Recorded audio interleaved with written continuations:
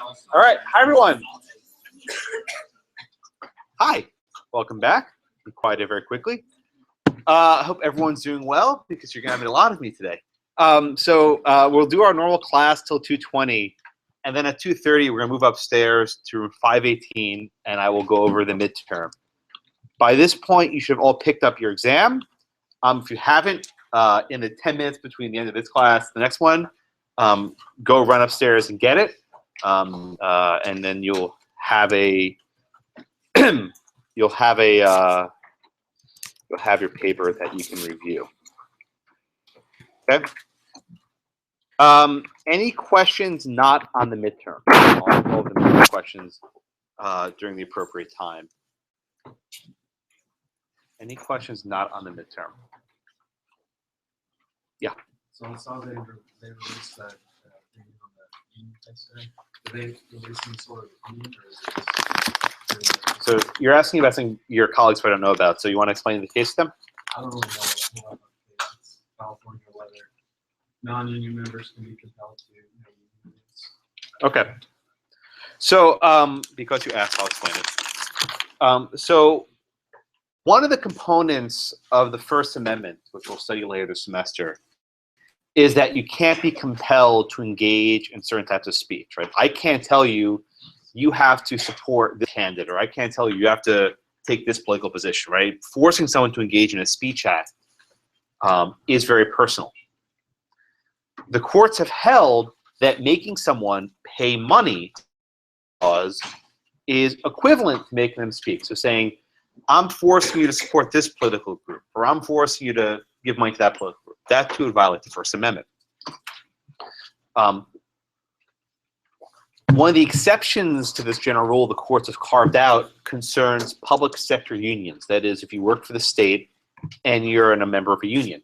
One of the ways that unions operate is that they withhold part of your paycheck in what are known as dues or fees. And then that money that's withheld is used to fund various union activities. In a decision a couple years ago, the court held that public sector workers can't be forced to subsidize different types of union fees because that's an act of compelled speech. You're actually forcing someone to subsidize speech they disagree with. The court didn't quite go so far as to overturn all of the fees, and this was a case for the Supreme Court this year called Friedrichs versus California's Teacher Association. And this case involved the issue of whether the California Teacher Association could force teachers to pay certain fees.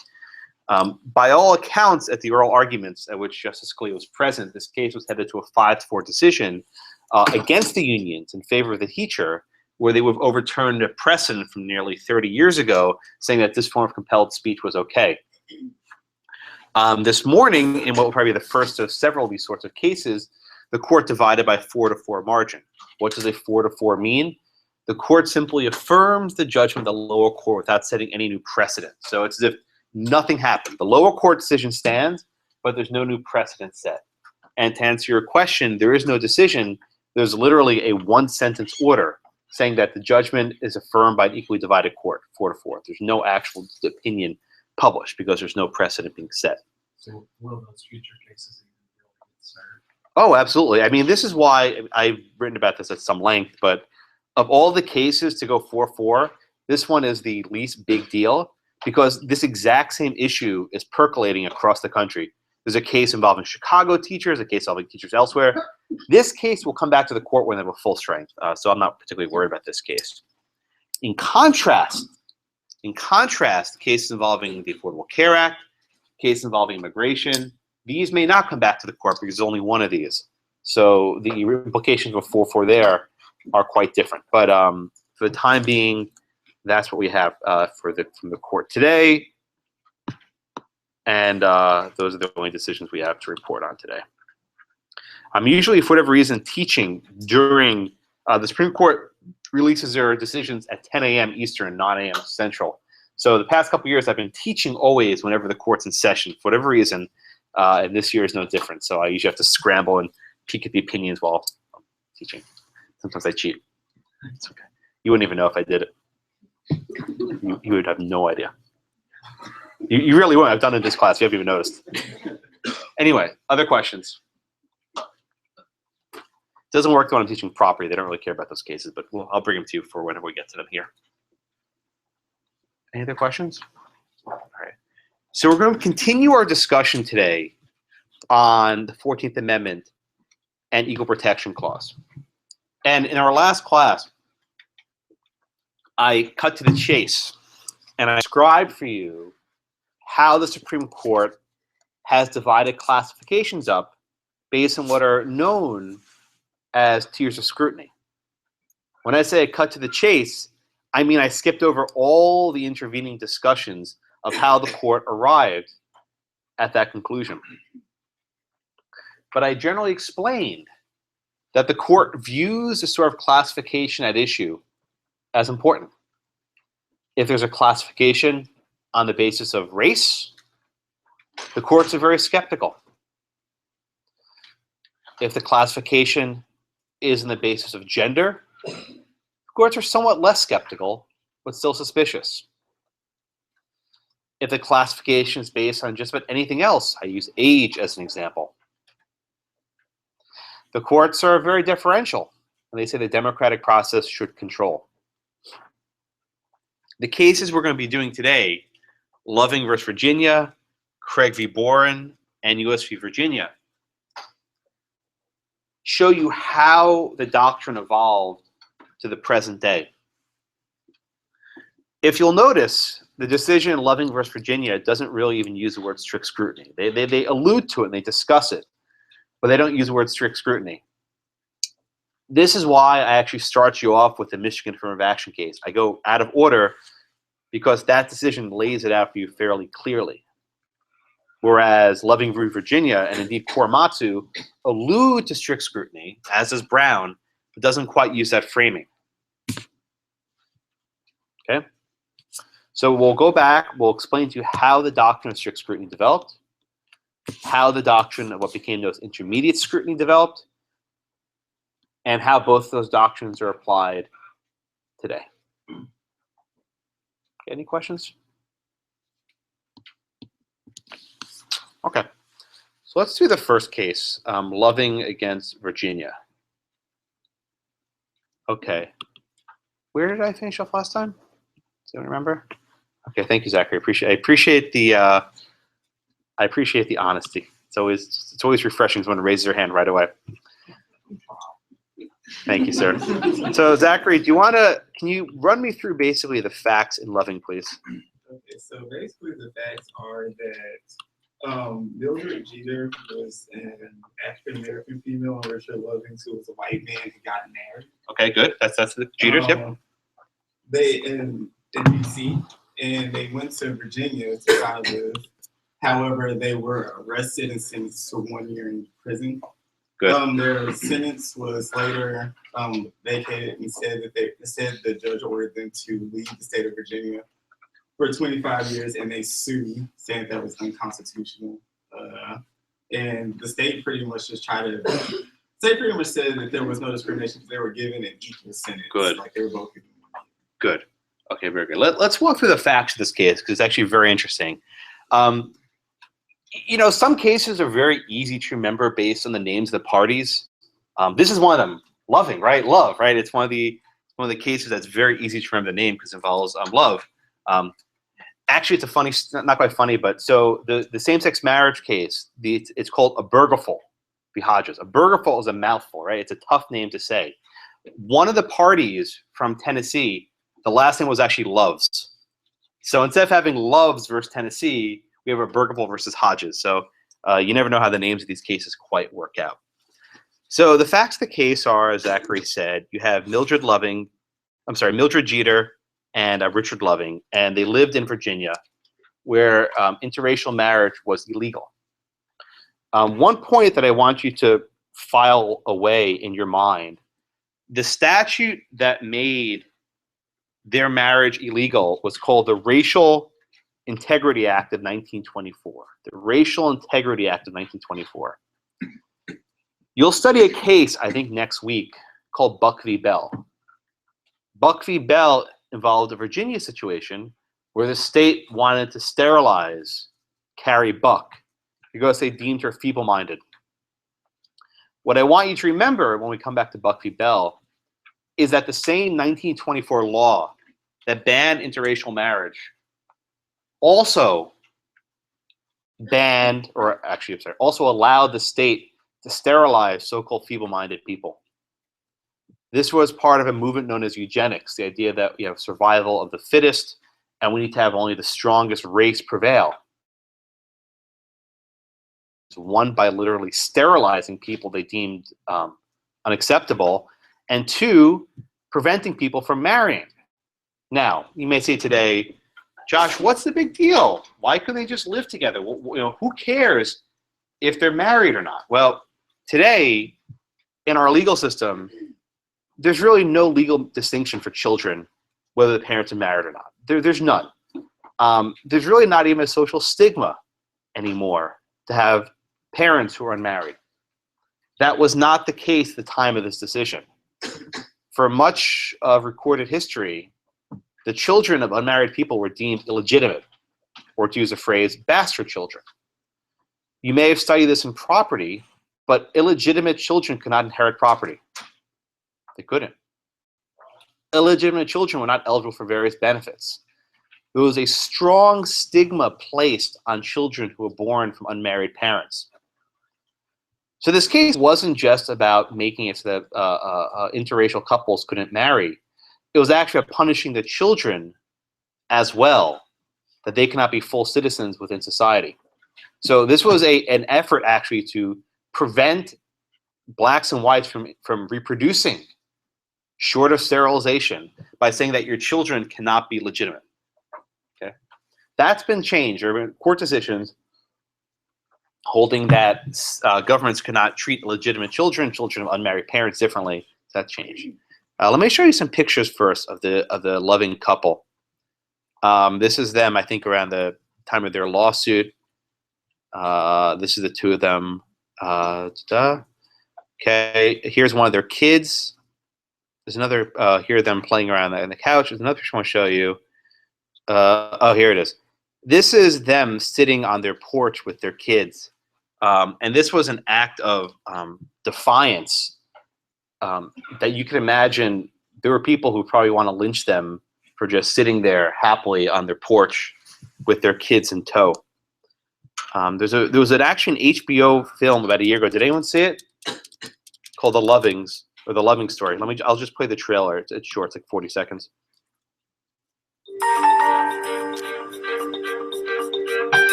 I didn't know there was a law against it.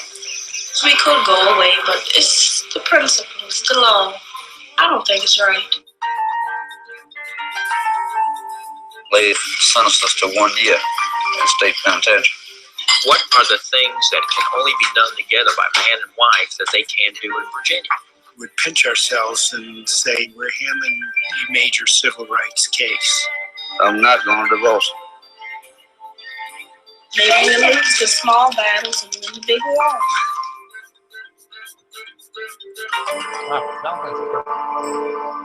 Anyway, so it's on HBO. You can probably watch it on demand later. So the facts of this case are Zachary said, are tough to accept or tough to think about. So what happened was they went to D.C., they got married. They crossed the border back to Virginia. And they were actually indicted for violating this Racial Integrity Act, which prohibited any couple from leaving the state to get married. Now, again, they weren't married in Virginia. Virginia didn't even allow that. They went to a different place to get married where it was legal. And they came back. They didn't even seek recognition of their marriage. Virginia treated them as if they were married, and therefore they were following Virginia law. They could not.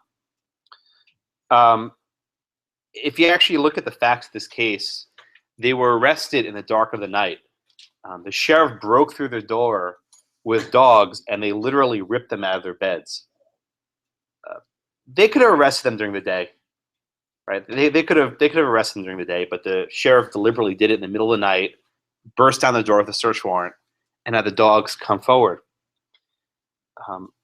They pleaded guilty to the crime. Now you might ask, why didn't they challenge in 1958, that the statute was unconstitutional.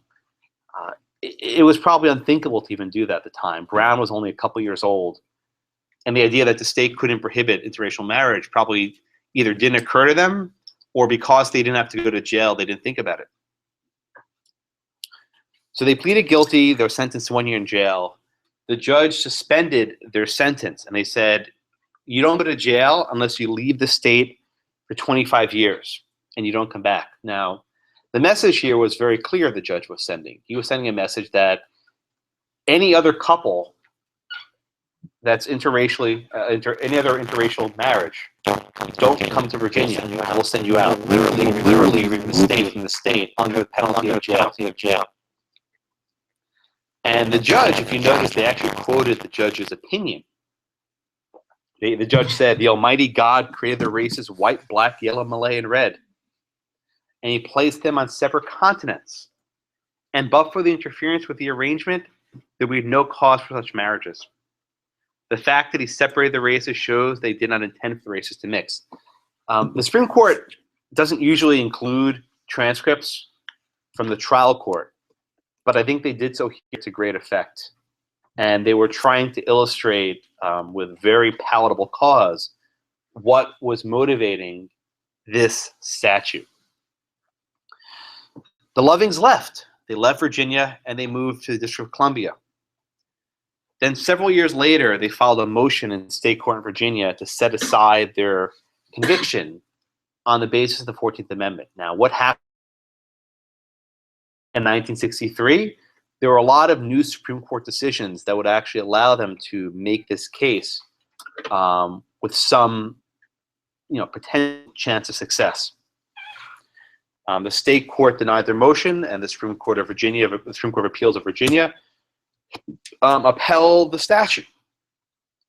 Okay, so Helen, what was the ground that the Supreme Court of Virginia upheld this statute? On what ground did they uphold it? They said that.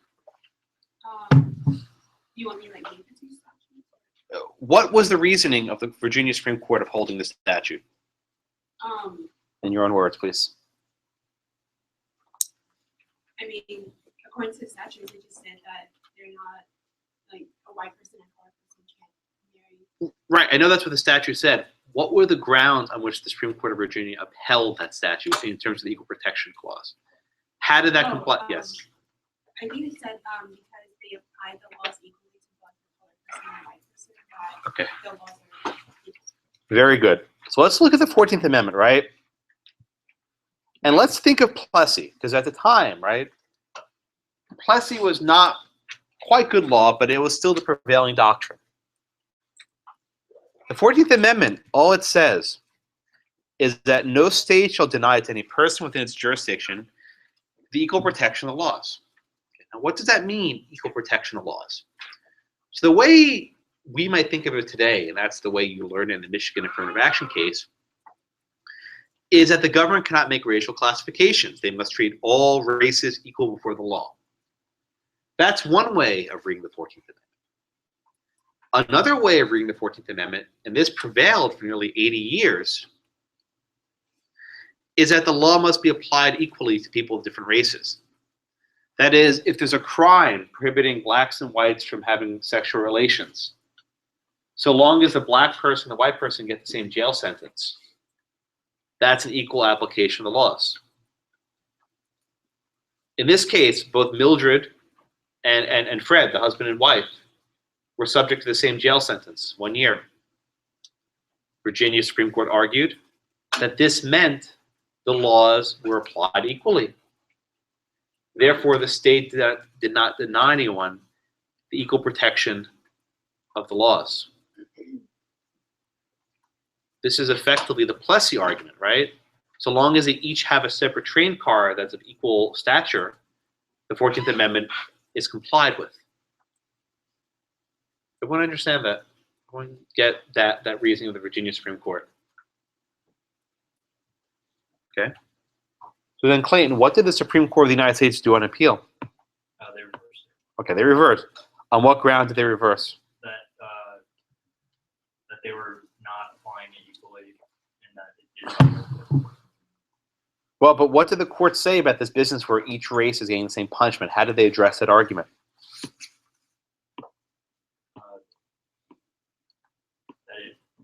it wouldn't pass the strict scrutiny. Well, they don't get to strict scrutiny yet. But what do they say is a matter of theory? The fact that each race is getting the same punishment, is that the correct inquiry for purposes of the 14th Amendment? What's the correct inquiry? That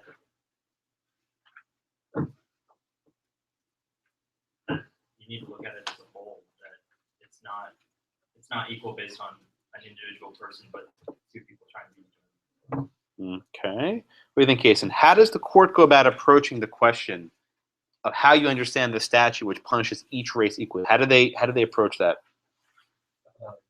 It's all about the justification of the law. Okay, good. What do you give me more? But you're on the right track. So it's got to be some permissible state objective that they're seeking. Is white supremacy a permissible state objective? No. So what are they asking the state to do then? What do they have to show? What's their burden? You're really close. They have to show that there's some sort of, they just have to show that the ends that they're trying to achieve are worthwhile. Okay, good. You're really close, but I'll finish it up. Okay? The key fact here is the fit, right? When there's a racial classification,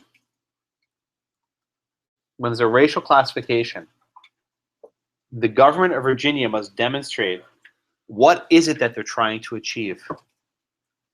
What is it that they're trying to achieve? Okay.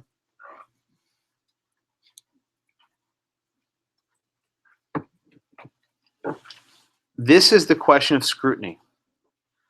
What is it that the state is trying to achieve with this measure, with this racial law? Okay, so I'm going to write out the way the court frames it. Okay, they cite Korematsu. They actually say that the rule must be necessary to the accomplishment of some permissible state objective independent of racial discrimination. Okay, this is the test. It's actually quoted from Korematsu. Okay, so you may be asking yourself now, right? We're studying equal protection.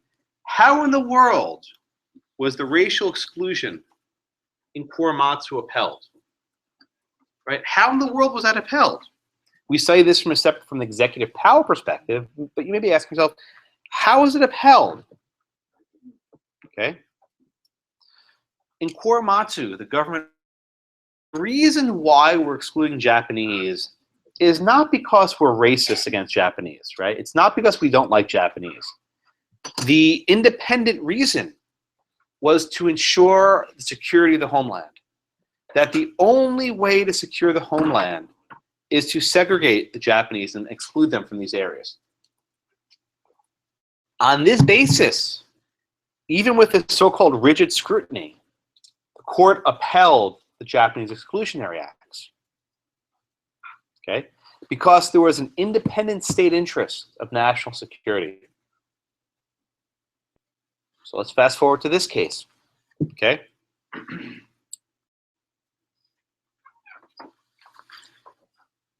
What is the state interest here, Emma? What is Virginia's state interest in enforcing this law? What is their objective? The court says there really isn't one, but they were basically quite specific. Okay, very good. Virginia doesn't want to say this out loud, but it's painfully obvious from the act that the purpose of this is white supremacy. Indeed, the name of the statute that enacted it was the Racial Integrity Act, right? It's right in the name of the statute, right? It's right there. It's on the face of the law. Emma, does Virginia have a state interest independent of white supremacy that they can use to cite to justify this? None. Okay. The court says Virginia does not have any legitimate state interest independent of white supremacy that justifies this racial classification. So you think about it, right? If they don't have a permissible state objective, then the inquiry is over.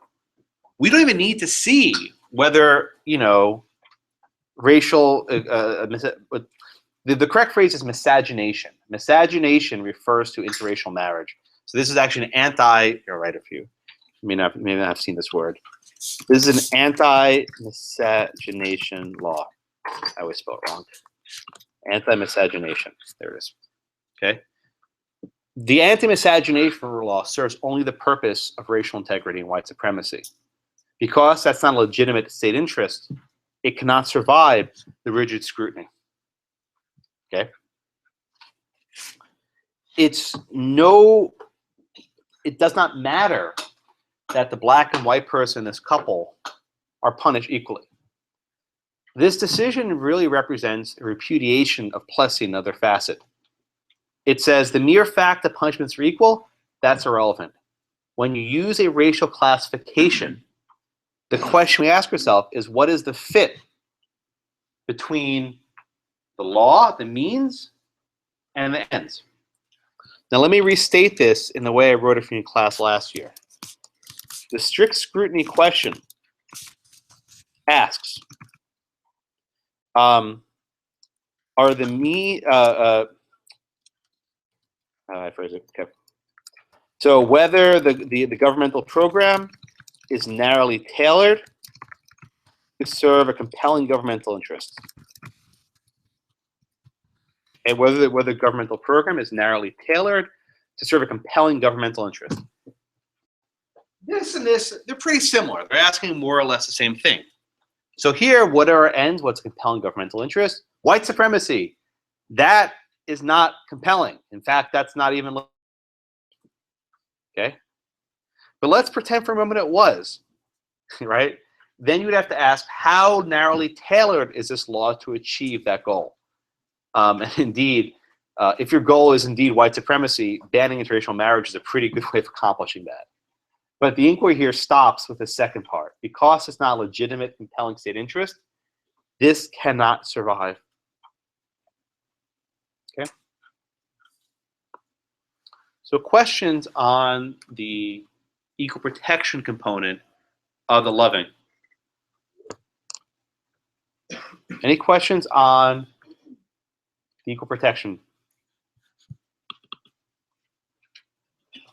Yes. So can the court create a compelling interest, or does the legislature that passes the law have to justify that law based on compelling reasons? Like, so is it what the legislature intended that's important? Ah. Or can the court find an independent reason? Okay, very good question. Very good question, right? So the question is this. Well, let me rephrase your question a little bit, okay? What happens if you're a really smart legislator, right? And you're passing a law that you know is probably unconstitutional, but you put all this stuff into the record saying, here are different motivations, right? This is why we really enacted it. So to use an example, I'll use an example that's actually I was going to mention later in class today. Well, let's talk about gender discrimination for a minute, right? We just had in Houston a referendum not even 6 months ago, so-called bathroom bill, right? Okay, the Houston Equal Rights Ordinance, HERO. There were those who wanted to repeal it, and there was actually a referendum which you and your fellow citizens voted to repeal it. So on the one hand, let's look at the stated reasons why they want to repeal it. You may say, well, they wanted to preserve safety in bathrooms. They wanted to preserve, whatever else they want to preserve. And then somebody say, well, no, that's not the real reason. The real reason they didn't like transgender people. They didn't like gay people, right? The question then becomes, and you're asking exactly right, are courts allowed to peek under the hood? Are courts allowed to, remember like Wizard of Oz, to look behind the curtain, right? Are the courts allowed to go into the record and say, wait a minute, the reason they stated is not the real reason? This is the real reason. Now, in the case of the Lovings, the law was called the Racial Integrity Act, right? There was no question this is why the law was enacted. But we're going to do other cases this semester where it's a closer call. Where if you look at the face of the statute, there's no to use a phrase from the court, there's no animus, right? There's no discriminatory purpose evident from the face of the statute. But in certain situations, the court digs, says, well, no, that's not the real reason. Here's the real reason. And the question of scrutiny is really, how close are we going to dig? How deep are we going to dig to find out the real reason the statute was enacted? And that's a very divisive point that the justices do not agree on. Let's use the example from Craig v. Boren we have in a few minutes, right? Why did the state of Oklahoma allow 18-year-old girls to drink the beer, but not boys of that age? The state said, oh, we're doing this for highway safety. And the majority opinion said, no, you're not. That's not the real reason why you're doing this. We know, because these statistics don't make any sense. The real reason you're doing this is because you have a gender stereotype that women are more responsible than men, and they're more independent, and they can handle this. So in that case of Craig v. Boren, the court rejected the state's statistical evidence, and that's not the real reason. Here's the real reason. And you saw the dissent of Justice Rehnquist saying, what the heck are we doing, right? Are we really putting a state government to like statistical, doctorate tests where they have to prove everything with certainty? Can't they just go on a general sense of here's how we want to legislate? So this is a very good question, and it's one that is a debate that rages to this day, which we'll do today.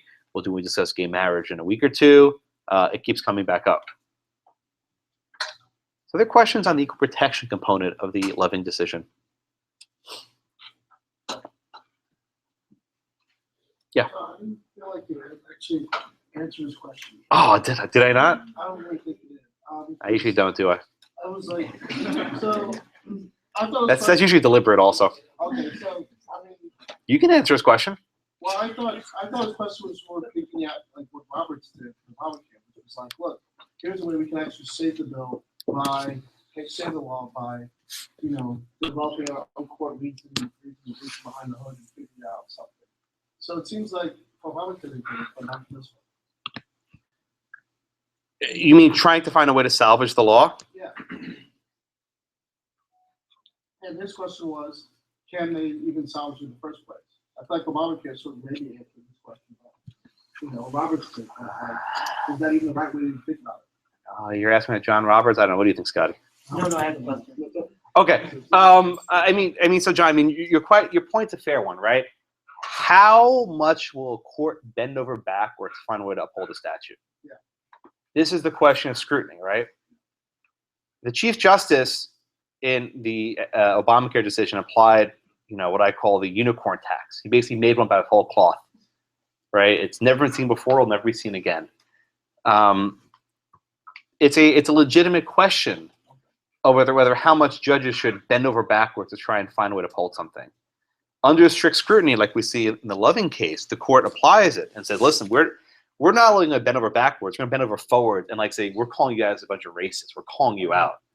Whereas in some other decisions, the court says, this is not for us to decide. We probably know what's actually going on here. Congress didn't call this thing a tax, but there's other countervailing interests which make me vote the way I did.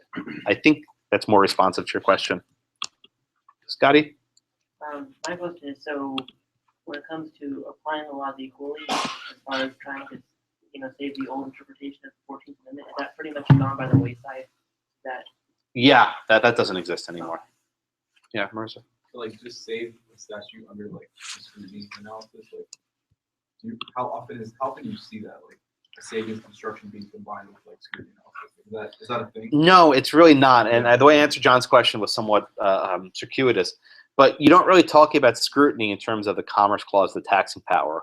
Although, if you'd like to, the manner in which a Chief Justice reviewed the Obamacare decision was hovering on a rational basis, where he'll just uphold whatever the government does. But don't think of it that way, because that terminology is not really used, but the same methodology is employed. Other questions on loving equal protection? Any other questions I can refuse to answer or no? I sometimes deliberately don't answer your questions quite deliberately because I don't want to give you an answer, but your questions are good. One other aspect of Loving that I want to discuss very briefly is the second part, which discusses the due process clause. We haven't discussed the due process clause yet. We'll start that, I think, next week. But I've mentioned it once or twice before. The 14th Amendment says, nor shall any state deprive any person of life, liberty, or property without due process of law. What the court effectively says in Loving is that one of the liberty interests, right? One of the liberty interests protected by the 14th Amendment is the right to get married. So not only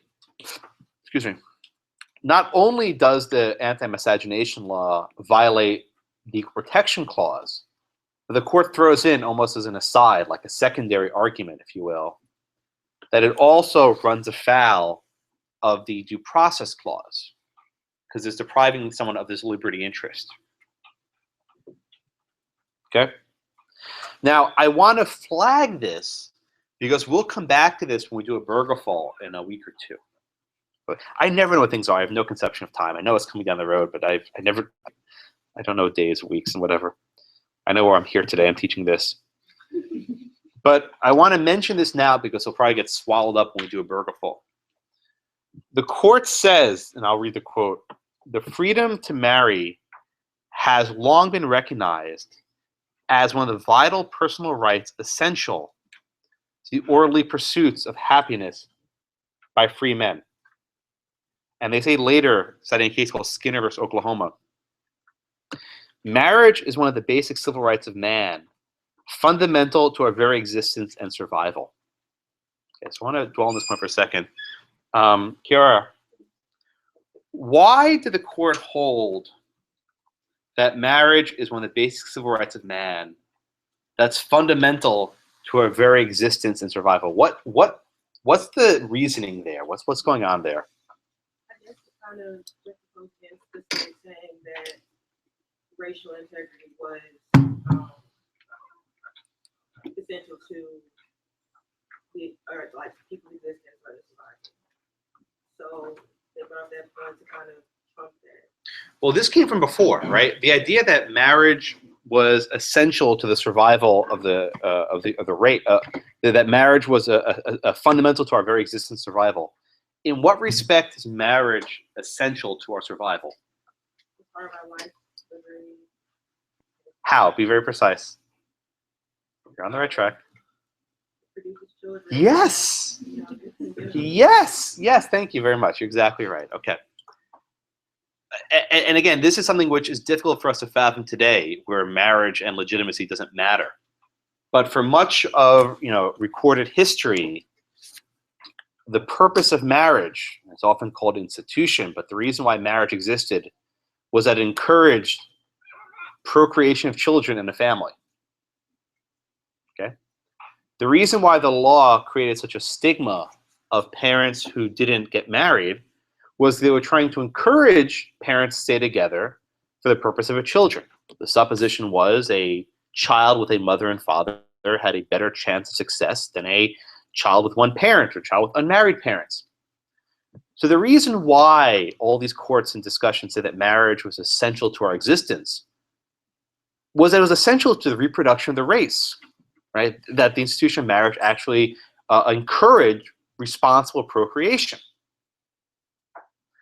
I want you to flag that argument because this sort of argument was explicitly rejected by the Supreme Court in United States versus Windsor and Bergefall.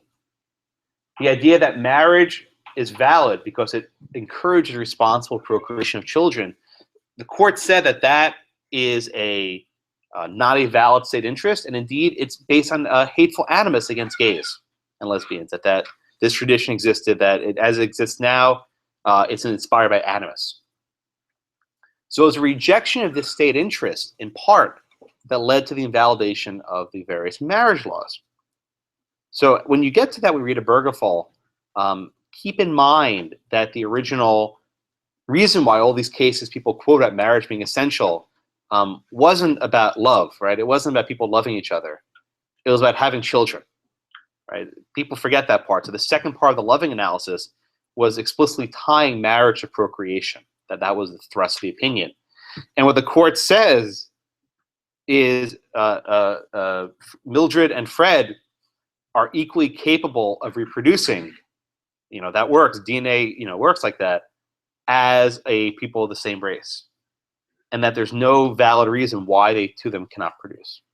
Okay, so just keep that in mind when you get to the gay marriage cases. This point's almost glossed over, but I always like to stress it when we do Loving. Okay. All right. Yes. I was just wondering why the court didn't mention a Ninth Amendment issue here. Ooh. What would the Ninth Amendment argument be? Though it's not mentioned in the first 9 or 8 amendments, it's still a fundamental right. What is the fundamental right here? Right to marriage. What is marriage? Bond between two people. Is it just a bond between two people, between the two of them? Or I guess we can. Who else? Who else is involved in that transaction? The state. The state. This is actually an interesting point. I'm glad you raised it. Traditionally, civil rights were viewed as rights between two people to freely associate or congregate. But what was actually going on here was seeking potentially a right to a piece of paper, a right to a government license. When you read Justice Thomas's dissent in Obergefell, and whenever that case comes up, Justice Thomas makes the point that this is the first time the court has held that you have the right to a government license, that you actually have a fundamental constitutional liberty interest in the government giving you tax benefits and other associated rewards of being married. This case doesn't quite go that far because they actually, if you read carefully, they don't actually say that you have a right to get a marriage license. They say that it's a denial of due process. But it's an interesting question whether your unenumerated rights, which the Ninth Amendment protects, involves a right to a government piece of paper, right? Distinguish this from a case, for example, like Lawrence v. Texas, which involved merely whether two people of the same sex can engage in sexual relations. They weren't asking for the government censure. It was just two of them in bed, right? There's no government license involved. Whereas here, it's not just Mildred and Fred, but Mildred, Fred, and the county clerk who gives them a license. But keep that in mind when you read the Obergefell decision. Any other questions on Loving?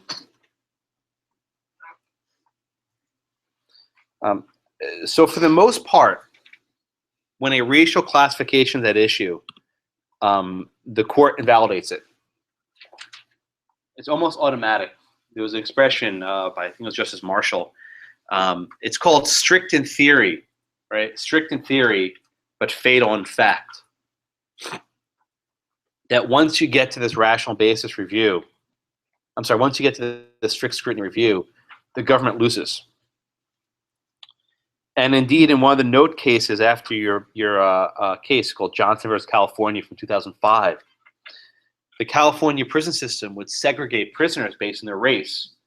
And their asserted reason for doing so was because of gang violence. They wanted to have, the Hispanic gangs and the black gangs and all the other. They wanted to separate people before they figured out which gang they were in. And they said, we need to do this to prevent violence. And the court said, no, strict scrutiny applies. You can't do this. Okay, interestingly, Justices Scalia and Thomas dissented, saying that there's a legitimate concern for safety and that actually justifies the use of segregation with this gang violence.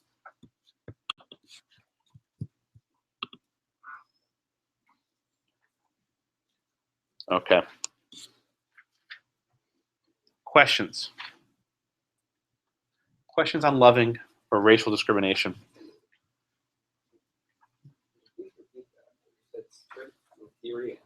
Strict in theory, fatal in fact. When it's actually applied, it basically means the government loses in almost every case. The only case I can think of where the court upheld a racial classification under strict scrutiny was Grutter, the Michigan case. That's the only one I can think of. Maybe others, but I can't think of any. So in the California prison case, they found that the prisoner safety is not a compelling state interest? They didn't quite say that, but they said there's not a close enough fit. And under strict scrutiny, you have to be more narrowly tailored to that end. Yeah, I mean, the book only gives you a little snippet, but the court basically punted and said strict scrutiny applies and then they let the lower court try and figure it out.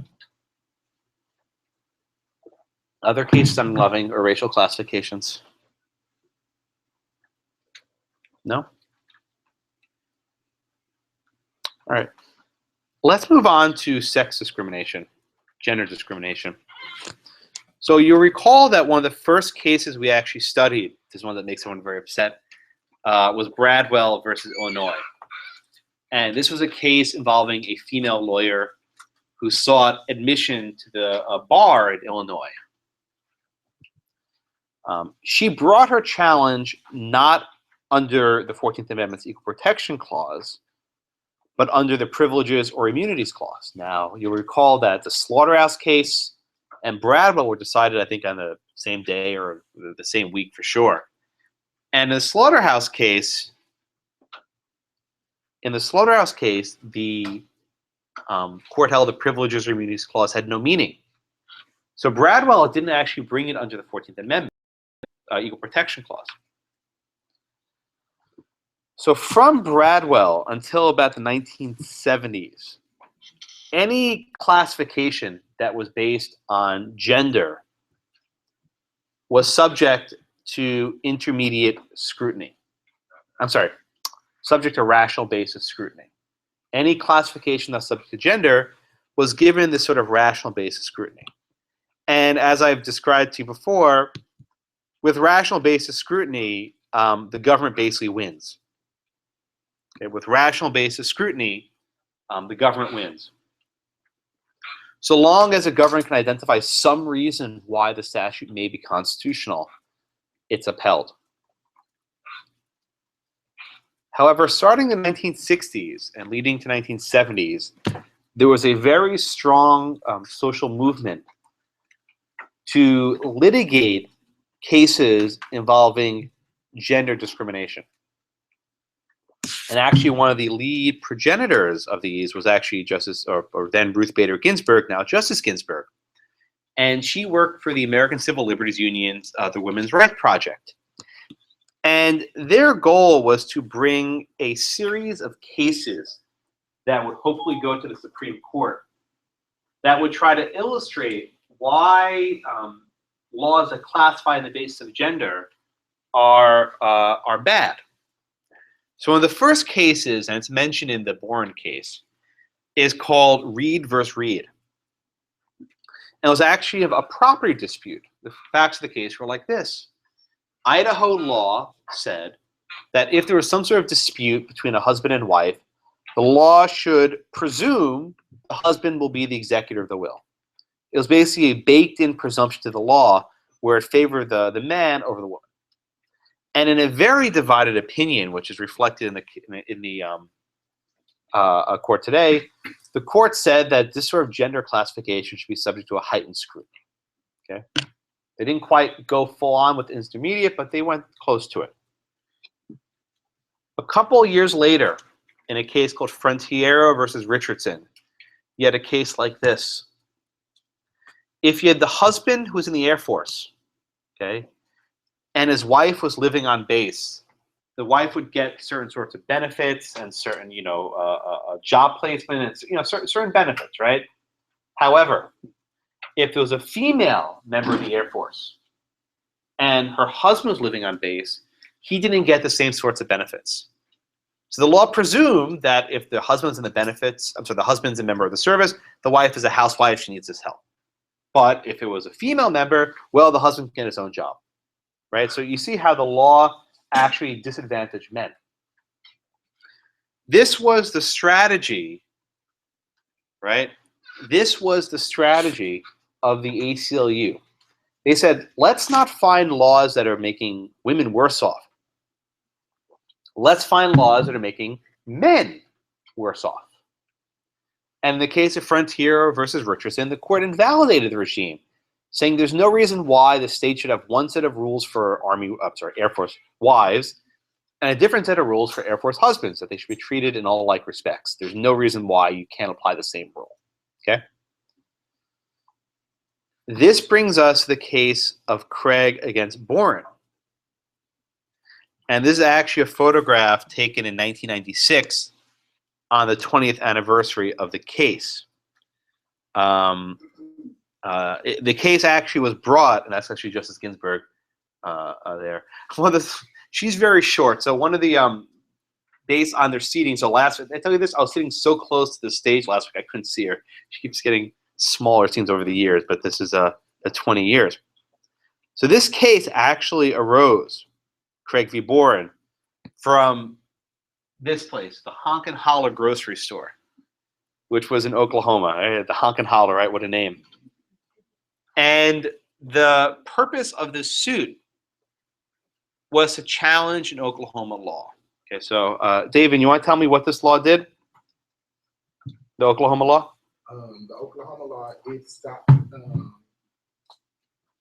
it actually prohibited males from the age of 18 to 21 from getting from being able to consume alcohol, which was 3.2% beer. Do you know what that is? No. Does anyone know what this 3% beer is?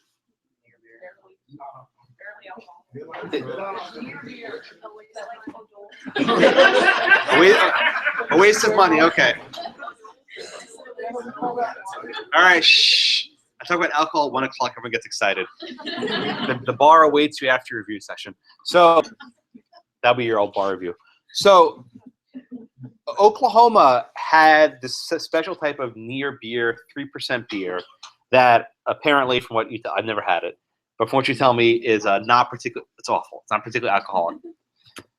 The law allowed females to buy this beer at the age of 18, and they allowed males to buy the beer at 21. Now, if you remember last week, I used an example that women get their driver's license at 18 and men get their driver's license at 21. And you're thinking, what kind of stupid law? Why would anyone ever enact such a law? You're thinking that, right? Well, I was basing my example on this. This is what I was riffing off of. So the reason why Oklahoma has this, well, let me tell you why. Say, Anna, why do you think Oklahoma enacted this law? The men in that age range were more prone to drinking and driving. Okay, good. Now, when this law is being enacted, this is actually the question that Randall asked a few minutes ago. When this law was being enacted, do you think the members of the Oklahoma legislature conducted a detailed statistical survey of men and women in accidents? Do you think they had any of that sort of research when they enacted this law? No. Well, I mean, they said they did. When did that research come about? Right. Here's an interesting point to Randall's question again. Delaney, when do you think the state did all this research and all these surveys and all these sorts of different, justifications for law? When do you think that this came about? After they got sued. So this is Randall's question, right? When the law was first enacted, I'm willing to bet, I mean, I don't have the information in front of me, but I'm willing to bet they didn't have any of this stuff ready. When they got sued, they hire expert witnesses, they conduct statistical surveys, they do, different reports, right? John, what do you think the relevance of this information should be? How do you think courts should treat this information, which is really only created during the course of a litigation? You just have to be next. You were next in line. I mean, so personally, I feel like obviously, courts should take into account, all kinds of evidence, including statistical evidence, right? Like research and probably stuff that's out there in the field. But it obviously just stinks. It stinks. Why does it stink? It stinks because they, it just, has that odor about it that it's really contrived after the fact. And you see, and after that point, it doesn't seem like it was an objective. They got statistics from both sides. They're more so trying to find anyone who would agree with them. And now, Samuel, let me ask you a follow-up question to that, please. Should legislatures, when they pass a law in the first instance, have a perfect record set before them of exactly why they enacted that law? I think that would be the ideal. Does that practically happen? Well, let me ask you the question like this. Should courts hold legislators to that standard that they're required to employ these very detailed, rigorous statistical surveys when they vote yes or no on a law. Maybe not scientific, but certainly it should be at least reliable. Anyone ever work in state government? How does state government work, my friend? Well, mine was just the enforcement side, so I'm sorry? mine was just enforcement side, so.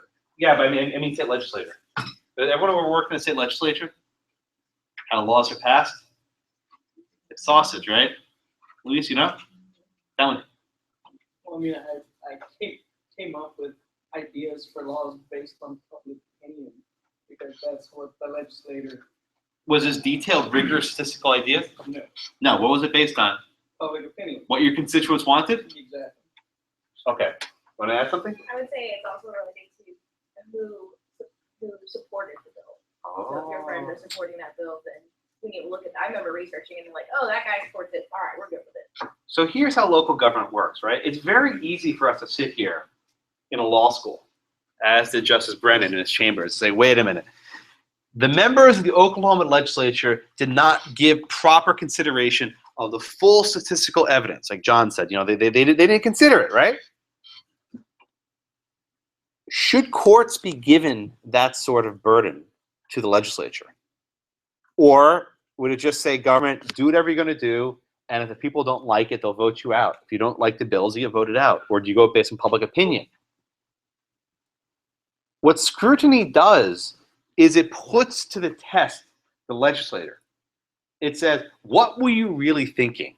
Okay? What was really motivating you when you voted for this bill? And let me tell you something. I think Delaney's comment speaks to this. In 9 times out of 10, they weren't thinking anything. In 9 times out of 10, Luis, am I exaggerating? They weren't thinking of anything. They're like, oh yeah, my constituents want this, whatever. My friend wants it, whatever. Right? Am I exaggerating? This is why, for example, Justice Scalia, may his memory be a blessing, right, would hate legislative history. Because he says, the idea that anyone in a body of government knew what the hell they're voting on is absurd. They're just voting whatever, however the party said to vote. You have one guy who's a sponsor, makes all these grandiose statements, and everyone else like, yeah, whatever, sure. So the general presumption, this is why a rational basis exists, saying, listen, we don't really care why they enacted this statute, right? We're not suspicious. We don't really care why. So long as the government can furnish some reason why they did this, that's good enough. It doesn't have to be the actual reason why they did it. It could just be some reason. However, that doesn't fly, the court says, when the classification makes them suspicious. Under strict scrutiny, and indeed what's known as intermediate scrutiny now, the courts ask the government to actually put forward the reason why they did it. And if the reason they put forward doesn't make sense, the courts call them out on it. They say, that's not the real reason why you did this, right? So Antonique, if you could put yourself in the mind of the members of the Oklahoma government in 1970, whatever, why do you think they voted for this bill to give the girls 18-year-old beer and then the boys 21? What do you think was motivating their decision here? Do you think they actually were basing the statistics?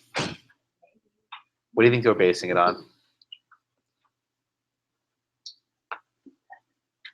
I'm not going to say traffic safety. I will willing to venture they did not have statistics on this. What do you think they were basing it on? I think just not probably statistics, but You're really close, I can tell. You're almost there. What were they making a decision based on? What do we call that? What's the word for that? Truth. Wow. Well, I guess you would have voted for the bill then. What would someone else call it? Interestingly. Lay opinion. What's what I'm looking for? Stereotype. I appreciate you said truth. Very, very. She speaks the truth, I suppose, right? Stereotypes, right? This is why, and I'm sure if I polled you anonymously, perhaps most of you would say that yes, girls are more mature than boys at 18. You're nodding your head, but indeed, that's a stereotype. right? I mean, that it's a stereotype that girls, for the most part, are more mature. Now, I mean, look, you can look at statistics and look at insurance rates. Girls have low premiums for auto insurance. They do get into accidents less often.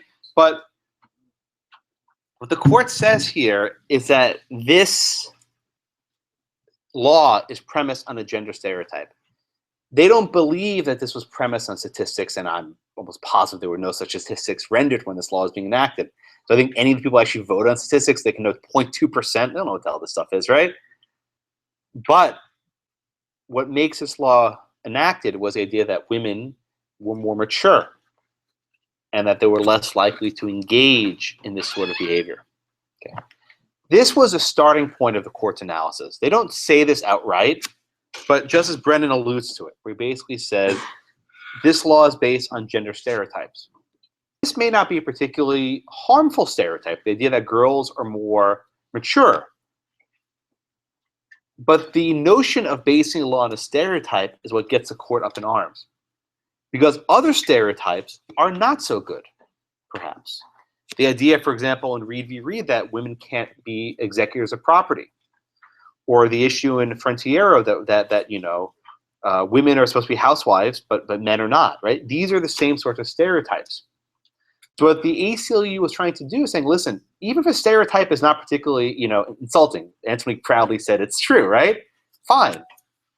However, the idea of a stereotype as a basis for law is what makes the court so upset here. Okay? Everyone get that much? Everyone with me so far? Everyone get the idea of why gender stereotypes were distributed? Okay, so I understand the stereotypes. I guess the thing that I kind of understand why they wouldn't depend on statistics, because statistics can often be dubious, but I guess I figured it would have more weight as far as in the decision, because it seemed like they basically they kind of just say, yeah, well, they have statistics, but the statistics are good. So, and sort of did away with them. So I guess that I didn't understand the reasoning and doing away with statistics. Like I said, now once again, they can be dubious, even in this particular situation, they are, but. Well, let's walk through the statistics analysis. Maybe they'll answer your question. If I don't, we'll come back to it, okay? So you're up next. So Zachary, how did Justice Brennan, and by the way, I think I mentioned before, but Justice Brennan was very famous for his ability to persuade and cobble together very narrow majorities. Very famous story. He would always have his law clerks come, and he would say, you know, he would hold his hand and say 5. With 5 fingers, 5 justices, right? You can do anything. And he firmly believed that. He indeed practiced that. So what, Zachary, what weight, to answer Zachary's, Zachary. So to answer the other Zachary's question, what weight does Justice Brennan feel that statistics are due? How does he approach the statistics showing that girls are less likely to get engaged in accidents with alcohol than boys? He believes they should have minimum weight in their decision. Okay, why? Because of he says methodological problems. He says that though this statistics were drafted, it doesn't really depict the reality of the situation so much. It could be skewed due to other reasons. Ah, okay. So why does he think that these statistics are skewed, Sheridan? What aspect of the statistics does he think are skewed? Why is it that the numbers show that girls are less likely to engage in in arrests for drunk driving than boys? Well, I know something that they.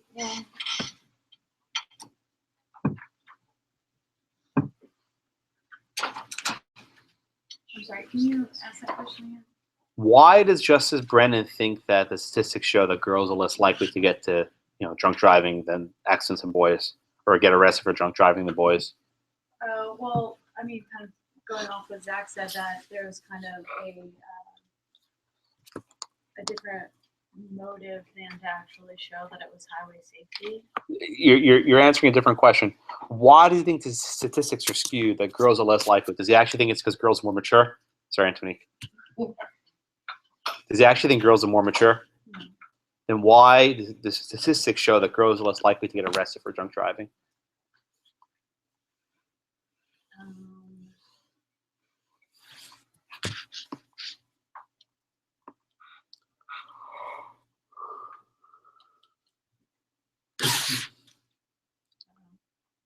let me ask you a question. Let's assume these stereotypes are true, that people think that these girls are more mature, and a police officer sees a drunk driver as a guy and a drunk driver as a girl. How do you think he may treat those differently? Sure, if he's a cop with this working under the stereotype. Okay, one new stereotype, I guess we'd be more likely to pull over and ticket the, driver. And what would you do to the girl? Let her go or not even The warning, right? Yeah. Right, that's what Brennan says. He says, and the way he frames it is, if he sees a girl, they'll chivalrously escort her home. And if there's a guy, they'll throw him in the back of the car. Does that conform with what anyone has seen from law enforcement? All the guys are laughing. Yeah. Yeah. That's a stereotype as well right there. Well, that's what he's saying. Yeah, yeah. He's saying the same stereotype that probably motivated the enactment of this law motivates a distortion in statistics. That's not that all these girls are chaste and, sober all the time. Sorry. Right? It's more that they're probably less likely to get busted for it. So what he says is, even though the statistics are skewed, not by much, it's probably done because of the same sort of stereotype in the police. Okay? In any event, we can't rely on statistics, the court says. Okay? So everyone can get that much. Okay? Now, Brennan was also a master at quietly putting in language in an opinion that didn't really make much sense until we saw it later on. So we look at footnote 14, where he says, we have this two-tier system, right? We have this. Is footnote 14 on your book? It's in there, right? Yeah. I read the original one, so I usually don't remember what they put in your book. We have footnote 14. Footnote 14, sorry. Where he says, listen, we have this two-tier system, right? We have strict scrutiny, and we have this rational basis. So basically for race and religion, the courts are very skeptical. For everything else, the courts simply defer to the democratic process. There's dissatisfaction with this two-tier approach. He says, our decision today will be viewed by some as a middle-tier approach. Right? They don't even use the word intermediate. That phrase didn't come around until later, but they call it a middle-tier approach. Brennan says, while I would not endorse that characterization and would not welcome a further subdividing equal protection analysis, candor compels the recognition that the relatively differential rational basis standard takes on a sharper focus when we address a gender-based classification. Give me a break. Okay. So he says, I don't want to create another standard review, but I'm going to create another standard review, right? Like Moses, don't piss on me, tell me it's raining. He's saying, candor compels me to say, I don't want another standard review, but that's exactly what we're doing. Surprise, guys. We got a new thing, middle tier review, intermediate review. And then if you go down to the very last sentence of the opinion before he says the judgment's affirmed, he has this long sentence. I'm going to read it, okay? He would always do this. He would bury the test in the final sentence of the opinion and just totally blow people off who weren't paying attention. So he says, and it is further recognized that Oklahoma's statute prohibits only the selling of beer to young males and not their drinking.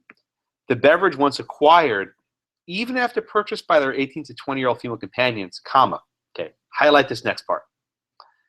Quote, the relationship between gender and traffic safety becomes far too tenuous to satisfy Reed's requirement that, here it comes, here's a test, the gender-based difference be substantially related to the achievement of the statutory objective. The gender-based difference be substantially related to the achievement of the statutory objective. He just created the new tier of scrutiny right there in one sentence. We have the government's objective. There doesn't need to just be a relationship between what they're doing and their end. The relationship must be substantial, right? So to use the example from last week, if the state finds that 18-year-olds can't drive but 19-year-olds can, because that's a rational basis review, then so long as there's some sort of rational relationship between 18-year-olds driving and 19-year-olds, it's fine. But here the relationship must be substantial. The gender-based difference must be substantially related. Now, What's the difference between substantial relation and rational related? Let's write these out. So we have the strict scrutiny, right?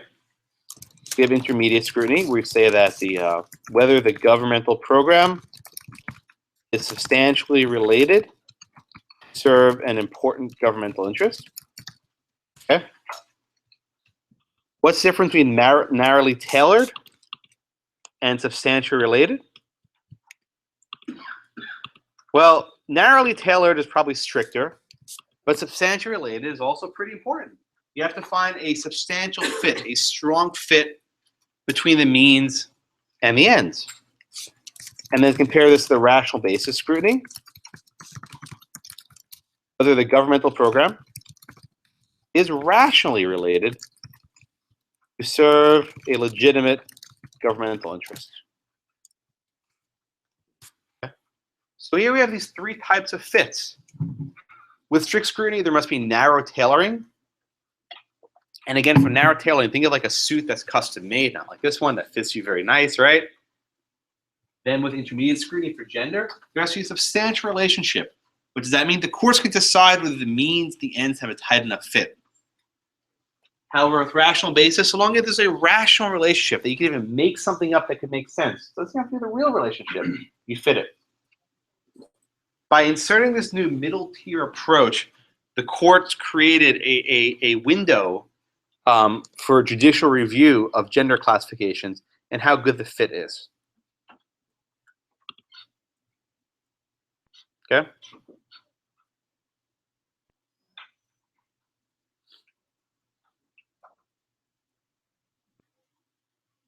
Everyone with me? Question. Yeah. Do you think it's possible that part of the reason why you just use the term substantially related because of the dispute over the stereotype, the fact that stereotype is involved, and by saying rationally related, will in some cases say that a stereotype is sufficient? Because that's all it takes to be rational, is that people tend to believe it. Yeah. It makes sense. Yeah, I mean, look, so if you think about it, right? I have a general stereotype that 18-year-olds are more mature than 17-year-olds. Okay? I don't have any statistics to prove it. Maybe I can get some statistics, but I have a general stereotype that 18-year-olds are more mature than 17-year-olds. Under the rational basis exam, you would say that having an 18-year-old limit is rationally related. There's, it makes sense, right? But for the second tier, the intermediate, the stereotypes are not going to cut it. The substantial relationship requires you to have something solid, not just a general sense of that, girls are more mature than boys.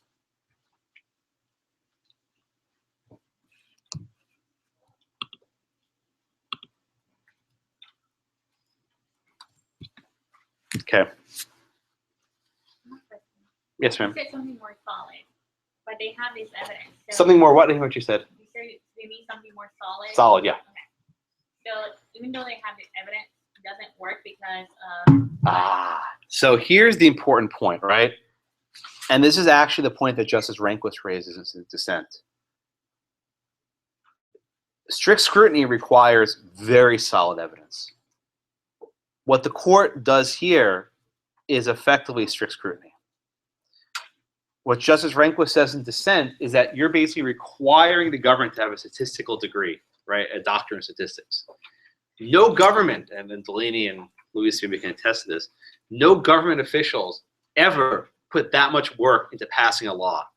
They just think, I don't know, what do our constituents want? Yeah, they want girls to drink beer at 18. All right, that's fine, whatever. Girls more mature, whatever. But the court here puts this very high burden to transform this intermediate scrutiny to effectively strict scrutiny. And you'll see this even more so in the Virginia case in a few minutes. This is why Justice Rehnquist says we should be candid with what we're doing. We're not actually creating a second tier, or I'm sorry, a middle tier. We're in effect, treating gender and race as the same. Oh, you're next. You're next on the line, right? Let me ask you, Zolma.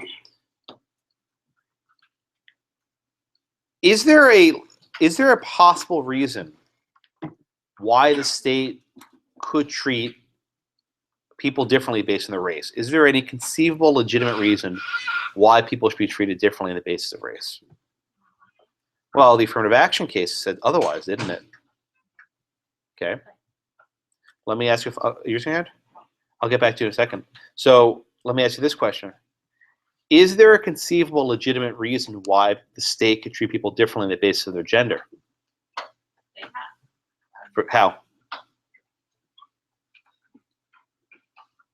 Like in this case? I'm asking in general. Is there a legitimate reason why the state could ever treat people differently based on their gender? I mean, I've heard of lies based on strength. Supposedly. What do you mean strength? Like, I don't know, like, because they think that sometimes women are not as strong as men. Like, for example, I'm not sure, like, what's going on, but about some tests that if they want, you want to be admitted to the army, you have different qualifications, how much you can do.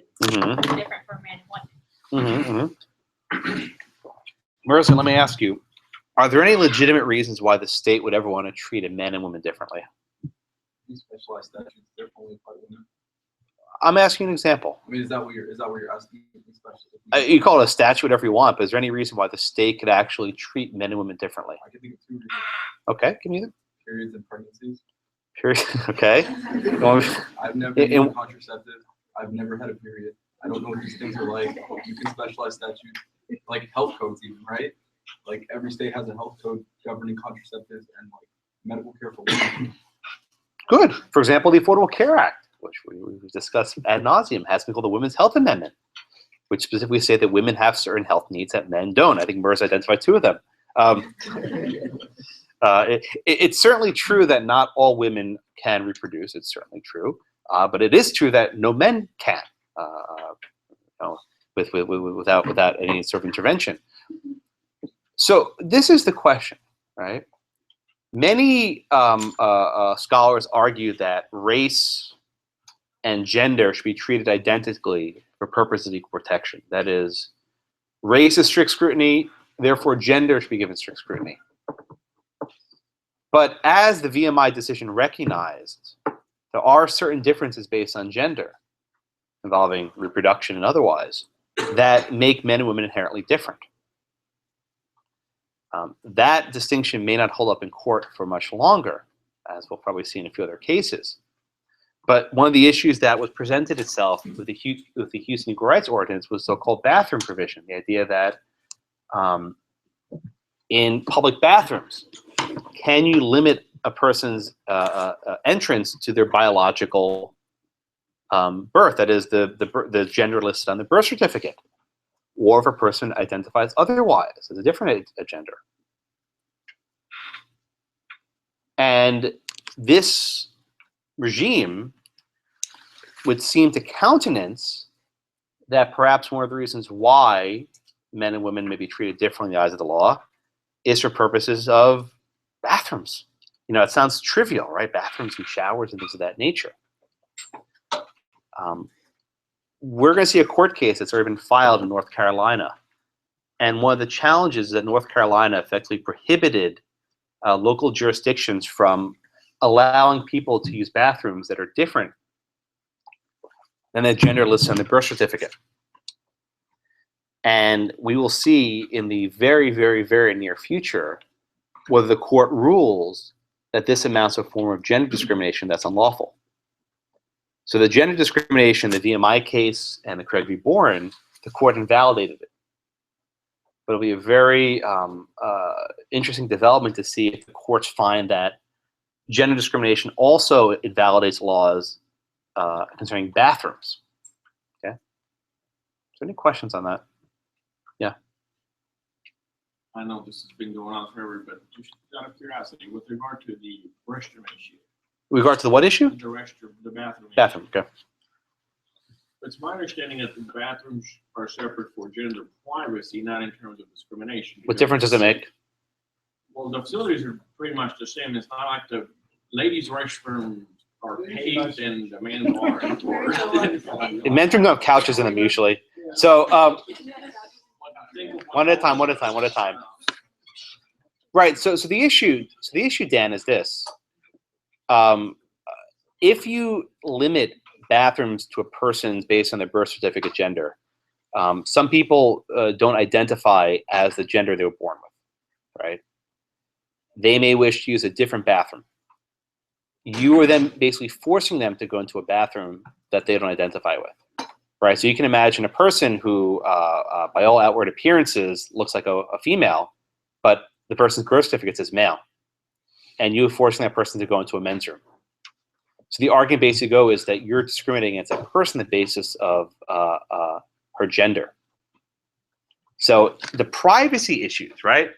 So what are the state's interests in having sex-segregated showers? Not just toilets, but locker rooms, right? At a public pool. You said privacy, maybe safety, a fear that there'll be assaults. So one of the arguments, indeed, with this is the fear that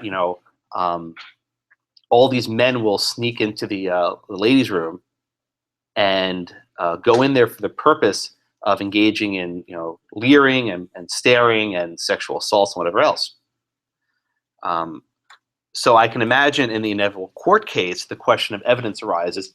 Was there any evidence that indeed all these men were sneaking into female rooms claiming to be transgender? And if you apply the sort of Justice Brennan analysis, I think the answer to that question is probably there's zero evidence of that. But it's based on perhaps a fear of how these people would operate. So this would be more of a preemptive law rather than. Right. So again, can the state make this sort of general determination that they want to keep things? Like you mentioned, privacy.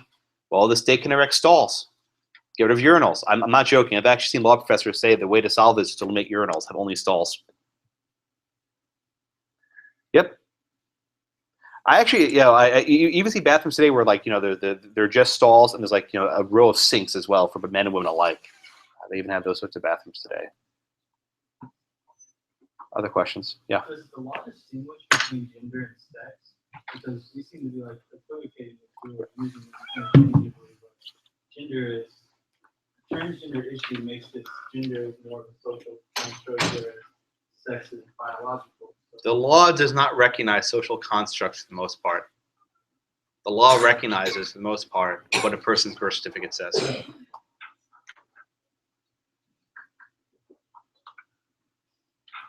Other questions? It was funny, last year when I taught this case, it was a day after the equal rights ordinance passed the ballot. I think it was like the very next day.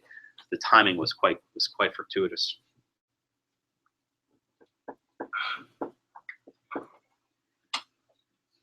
Yeah. So the first case, the law case, was racially related standard. In this case, Well, Loving was strict scrutiny because of race. Right? You apply for racial classifications for race and religion. You apply the strict scrutiny, and then for intermediate, it's basically gender. And a rational basis is everything else. Make sense?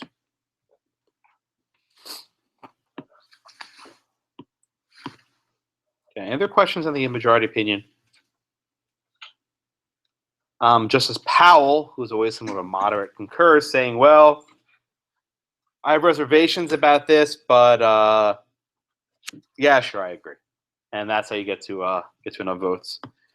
Justice Stevens concurred, and he makes the point that there really is no tiers of scrutiny, that there's one equal protection clause, and then all classifications should be viewed along the same lines. Stevens would repeat this argument throughout his review. Justice Rehnquist has the most forceful dissent. The Berger dissent is excluded. And Justice Rehnquist said that this is insane. The court fashions this new standard of review out of whole cloth. They just made it up. He also says we don't need to insert this new standard because what ends up happening is the decision to assign a tier of scrutiny is outcome determinative. What do I mean by that? The second you get the application of strict scrutiny, or now this sort of heightened intermediate scrutiny, that means the government loses. In all their cases, the government wins. So there's this massive frantic rush to try and make as many things possible into this higher tier of scrutiny. Now, the odd part, and this is what will drive law students nuts, is that the court after, say, 1980 or so, gave up on assigning anything heightened scrutiny. There were many efforts to treat, I think Rebecca mentioned this last week, to treat wealth as a suspect class, citizenship as a suspect class. The court rejected everything. Indeed, in much of the gay rights litigation we'll study later, there was a strong movement to try and say, oh, well, maybe sexual orientation should be a suspect class. And the court rejected that. Even in a Bergefell, the gay marriage decision from last June, there was no discussion of scrutiny whatsoever. So to burst everyone's bubble, as I always do at this point, after learning these beautiful mechanical tiers of scrutiny, you want to apply them, the present-day Supreme Court, Justice Kennedy, has shown absolutely no interest whatsoever in applying scrutiny. He doesn't even mention it. There's no discussion of it. So it's not a particularly meaningful element of constitutional law today. You also know it because it's apparently black-letter law, but in my humble opinion, it doesn't do much anymore. Zachary? I was just gonna, so is it so much that it's not applied anymore, or that they just refuse to expand it to include other topics out from what they already pretty much deemed scrutiny? Justice Kennedy doesn't like to be bound by anything, including tiers of scrutiny. I realize that's not a particularly satisfying answer, but Justice Kennedy's decisions in Romer, Lawrence, Bergefell, Windsor, they don't even mention scrutiny. It's not even. It's an afterthought. It just doesn't matter to him. He'd rather talk about dignity and other things than tiers of scrutiny. I wrote this entire lengthy article after Windsor, which I never bothered publishing, probably for good reason, about how Kennedy just does not care about scrutiny. And then after the Bergefell decision, I said, I'm giving up, because he didn't even mention it, so there's no point in discussing it. For decades, law students were taught scrutiny is where it's at. But in the last 10, 15 years, the court has just not mentioned it. It hasn't mattered. It just doesn't really carry much weight. I have a question then. With that in mind, in terms of the final exam, how should we look at, how should we treat that? What kind of respect should we give scrutiny in terms of analyzing a constitutional issue? You'll better be able to answer that question after we do a Bergefell and how the court handles in that case. But in terms of current precedent, you mentioned scrutiny, but you have to also account for Justice Kennedy's dignity framing of the Constitution. Not a particularly satisfying answer, but this is the world of constitutional law that we live in. Welcome to my world. Was that whose lines in where the rules don't matter, right? Or the points don't matter? Yeah, that's basically it. Yeah. Yes, a Bergefell v. Hodges. You'll read that whenever it's on the syllabus. I don't know. Yeah, Sean? So the citizenship should be reduced to like reaffirm affirmative action cases, or like that was what affirmative action is one of the only cases where it's been mentioned. Okay.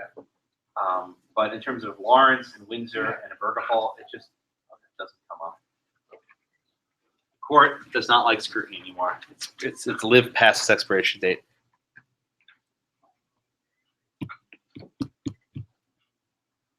Okay. All right. Any questions then on Craig v. Boren? Yeah.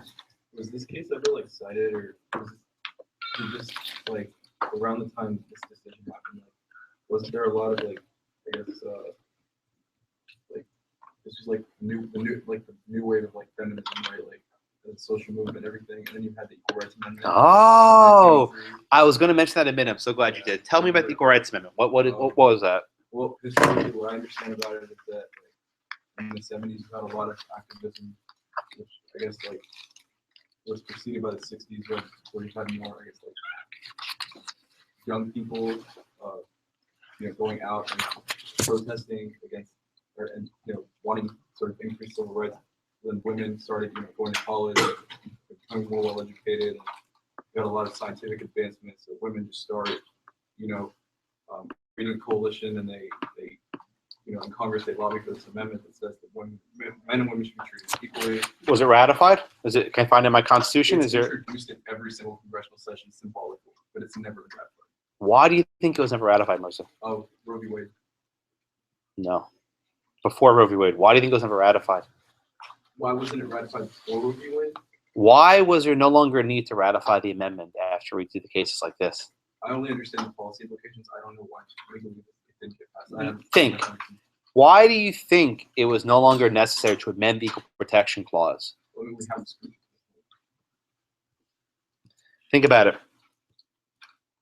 The 14th Amendment said nothing about gender.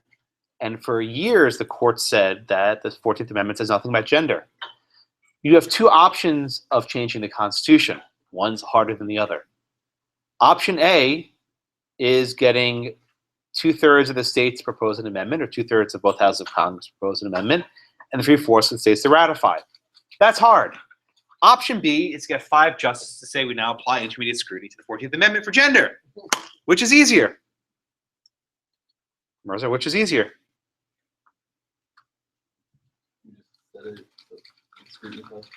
Getting the Supreme Court to change the law. That obviated, that eliminated the need to have an amendment. Right? Once you have the Supreme Court saying we're going to be applying something awfully close to strict scrutiny, what do you need an amendment for anymore? So in many respects, the Supreme Court's decision in Craig v. Boren and Reeve v. Reed and Frontiero obviated the need for the Equal Rights Amendment. It doesn't really add anything additional at this point. I mean, yeah, I guess they introduce it every year at the beginning of the session.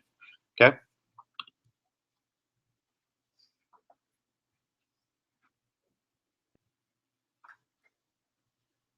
Okay. So there are a couple of notes after the case which are worth focusing on, and it discusses perhaps other reasons why men and women could be treated differently. So it discusses the case of Rosker v. Goldberg, where women were not included in the draft. And the reason why women were not included in the draft was because women were not eligible for combat. Now, there's actually a discussion, actually came up at one of the Republican debates a couple months ago, over whether women should be allowed to be engaged in combat, not just serve in the military, but engage in frontline combat. And that was a pretty contentious issue. Another issue that's raised almost at the very end of the brief is college football teams do not usually allow women to try out for the team.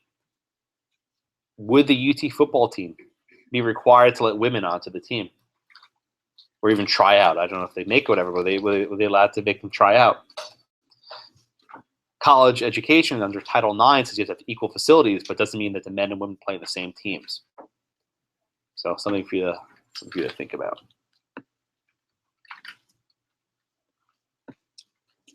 All right, any other questions on Craig v. Boren before we move on to the VMI case?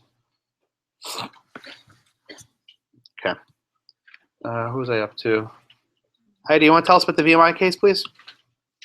It's Virginia Military Institute, which has historically only been for men.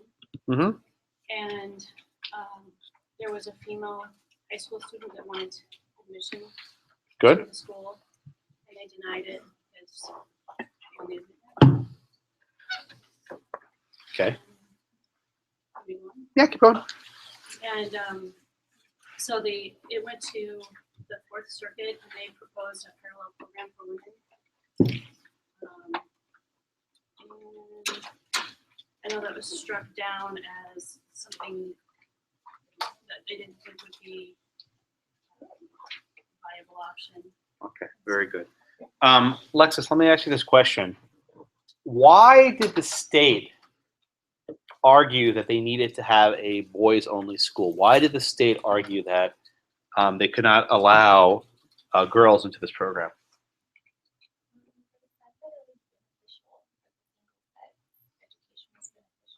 In what respect?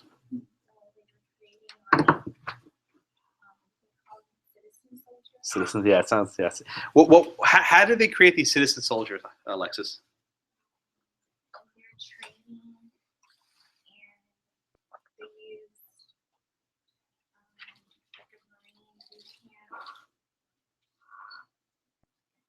Yeah, what was the name of the training process that they used? The method of instruction.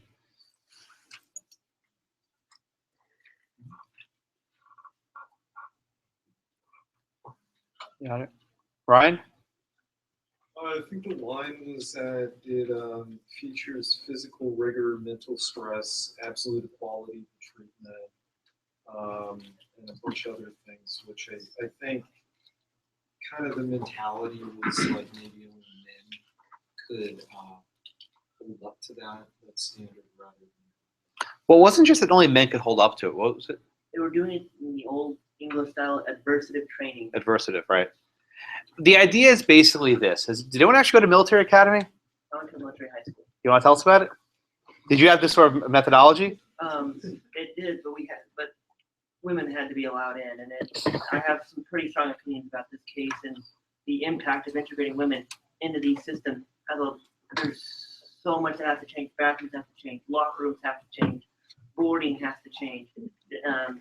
Physical standards change. Uniforms change. Just by integrating women into systems like these, it creates innumerable problems for the system that they have been introduced into.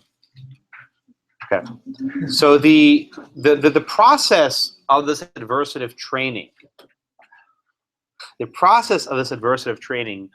was designed to push people to their physical limits. They put them under these stressful environments where they often have to go into things like these rat lines, where they're put under these physical trainings, push-ups, pull-ups, whatever it is. They have no privacy. They're always being monitored. At any given point, they can be pulled out of the line and have to do these physical exertions. And the purpose of this is to train them and figure out what their limit is. Because when you push someone hard enough, they're always, oh, I could actually go further than this. The school argued, and along the lines that Scotty mentioned, to allow women into this program would radically alter the methodology. So, for example, part of the regime is that there's not allowed to be any privacy, right? You're showering in front of all of your people, you're going to the bathroom in front of everyone, you have no privacy. If girls were admitted, presumably, they would need their own showers, they would need their own living quarters, they'd need their own bathrooms. Additionally, the physical standards for men and women indeed are different. I think Zolma alluded to this before.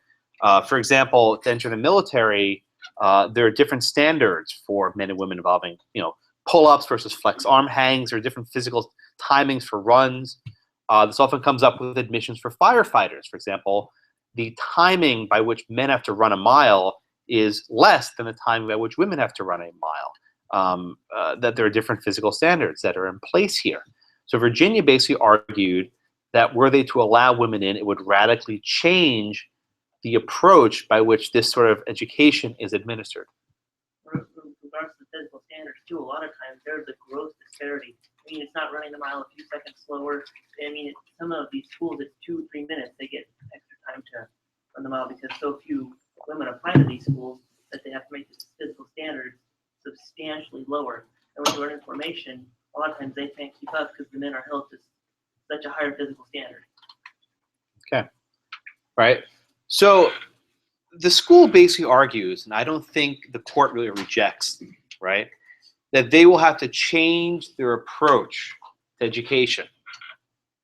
Right. The court acknowledges that they can't keep doing things the way they're doing. They probably have to change them. But the question then becomes one of scrutiny. Brody, according to the majority opinion by Justice Ginsburg, does the state have a strong enough interest in having this male-only education system to justify this policy? Is your interest strong enough? Why is the answer no? It was unconscious. It failed to show exceedingly persuasive justification. Good. This is this key reason, right? This is the language. I'm glad you picked it up, Brody. That there must be an exceedingly persuasive justification. Brody, in your words, what does that mean to have an exceedingly persuasive justification? They have to have a good rationale for why the benefit overrides the potential violation of the right. Good. Think of it like this, guys, right? The court basically acknowledges that what they're doing is important, right? Creating these citizen soldiers. That's an important state interest. but they need to have an exceedingly persuasive justification for why they don't admit girls to this program. It's true that other military academies have integrated girls in. For example, West Point, the Air Force Academy, the Naval Academy, right? And if they're able to create these citizen soldiers using perhaps less stringent means, but equally good means, they can do so also. In other words, the school may have a persuasive justification along the lines that Scotty mentioned of why they need to have single-sex education. But those justifications are not just persuasive, they have to be exceedingly persuasive. Think of how high of a burden of proof that is, right? That not only must there be a persuasive justification, it has to be exceedingly persuasive. This, the majority opinion holds, is not satisfying. That the reasons put forward by the state to have this segregated environment is not exceedingly persuasive. Okay? The burden is on the state to justify this. And also to the point that Randall asked a couple minutes ago, the court says that the justification must be genuine, not hypothesized or invented post hoc in response to litigation. So here the court says, listen, we're looking for the real reason, a genuine reason, not, I think John said contrived or something like that, or forced. We're not looking for a reason that you guys made up while this lawsuit was pending. We want the real reason why this law is enacted the way it is. Okay? And oh, by the way, Justice Ginsburg says, you can't rely on stereotypes. This goes back to Craig v. Boren. You can't rely on the sorts of stereotypes that are present in the military. The simple supposition is that girls aren't strong enough to do this, girls aren't fast enough to do this, girls aren't whatever enough to do this. That is not going to be a valid justification. Okay? The court does not say that all gender-based classifications are void. But as Justice Scalia's dissent points out, it's very difficult to fathom what sort of gender-based classifications can survive after this. Scotty, your hand up? I got more to add. Are we done? Or? I mean, we're not done yet. I feel the court missed some social factors as well when they were looking at integrating VMI. Like what? Fraternization. By introducing females into an all-male school, as much as they can say it doesn't happen, as much as they can say it's against school policy, you know, when you have that many young men living together on campus and you introduce them into that environment, that happens and that becomes a distraction to the adversary's method. That, you know, your girlfriend, your significant other, somebody you're seeing socially in that aspect, is now also doing the same QT as you and everything else. It adds a different dynamic into the adversarial method, and it changes the school. Now, actually, you're next, Byron. Do you think it matters to the court? Your answer is question. Do you think it matters to the court that VMI would have to change the way it runs its method?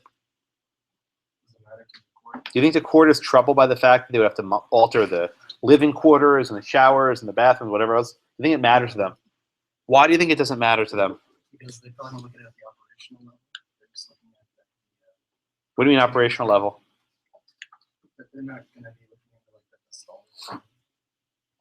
But do you think the court's troubled by the fact that the state would have to change the way they create these citizen soldiers? Why not? There's feasibility to it. I mean, there's also the option for the women's one, but that was found not to be equal.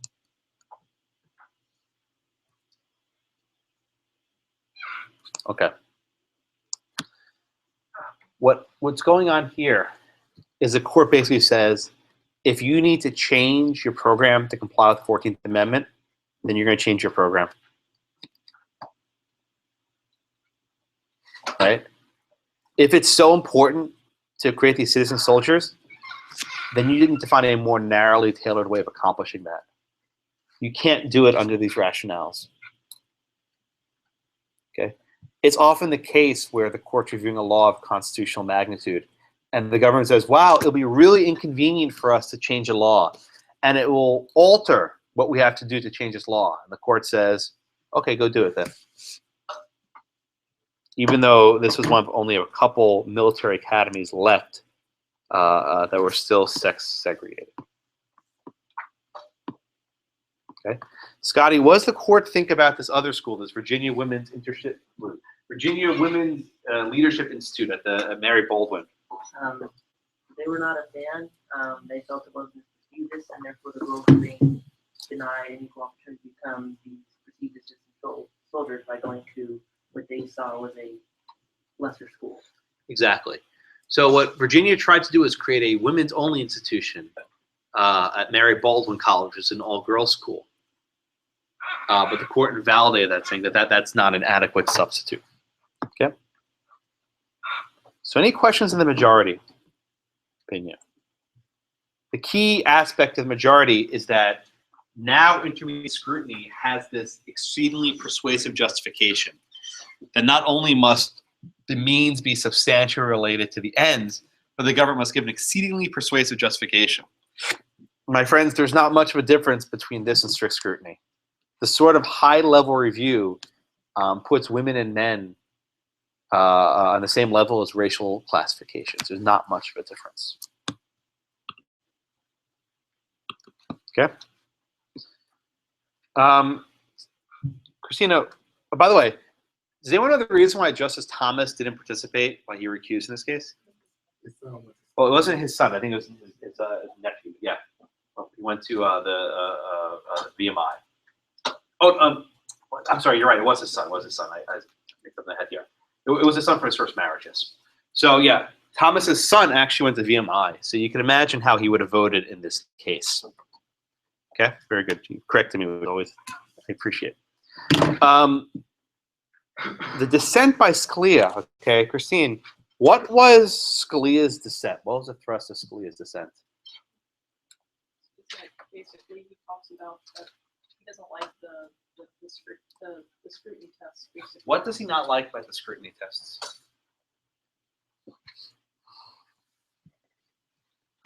I feel like he feels it doesn't really apply that well to like the difference between the strict and the intermediate scrutiny doesn't really like this issue is too it's hard to fit within those different I guess tiers. Mm-hmm. Okay, what do you think, Dan? What do you think is bothering Scalia about the majority opinion? What's really gotten his flags up? Well, he seems upset about the usage of any of the tests, and he looks at it as an erosion rather than the court taking it what he perceives to be its role to preserve the society's values regarding, among other things, equal protection, not to revise them. So he feels that using the tests in some way revises societal values rather than preserving. Okay, very good. So Scalia is not opposed in the abstract to tiers of scrutiny, but he wants them to be applied in at least a consistent manner. And what he says here is that intermediate scrutiny is never required is exceedingly persuasive justification. He says under an honest application of intermediate scrutiny, VMI wins. Okay. He also makes the broader point that because you're effectively applying what approaches strict scrutiny for gender classifications, it's difficult to fathom any situation where any sort of gender classification will be upheld. And he uses the example of a same-sex public school in Detroit, right? Why would any school ever attempt to include same-sex instruction, even if science shows that it may be better for students' education, when that's going to be challenged by school, challenged by litigants? This effectively renders same-sex education entirely illegal. Okay. He also explains that we should have more deference to the state when they're trying to create these citizen soldiers. Like this institution's been around for a very long time, and they're accomplishing a very important task. And the court steps in and says, you know what, you can't do this way, you have to do it a different way. Okay, so Scalia is not happy. All right, so question about the Scalia dissent. Okay. The notes after the case discussed the rational basis example in some detail. And they provide a decent summary of the topic we've discussed so far.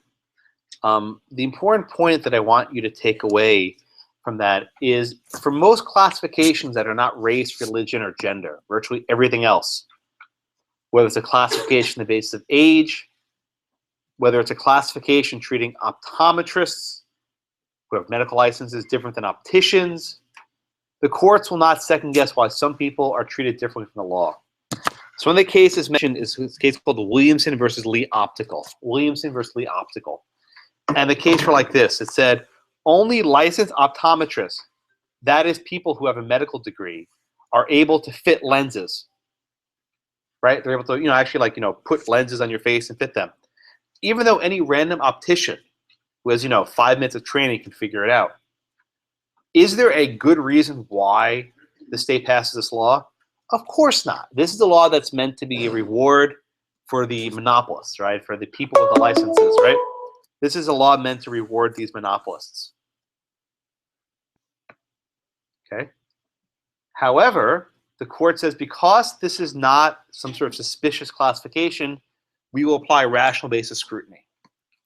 So what we have here with the different tiers of scrutiny is a court has given these frames labels. So race and religion are what are known as suspect classes. Okay. Gender, it's what's known as a quasi-suspect class. Quasi-suspect class. And a rational basis is a non-suspect class.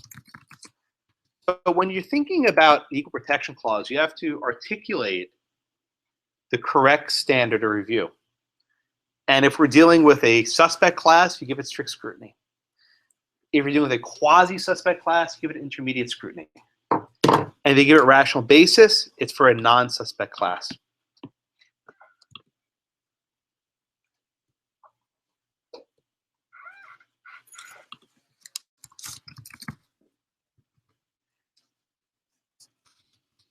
Okay.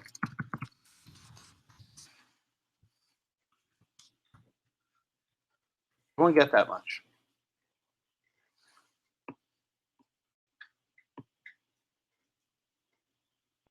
Okay. All right. So any questions on the material today? All right. So at 2:30, about 15 minutes, I will see you all in room, I think it's 518.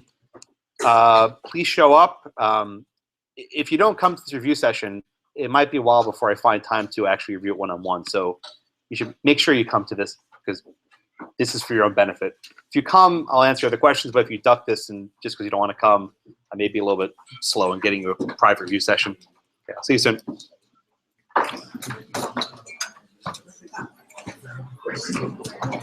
Oh, I'm sorry, 517, 517, 517, 517.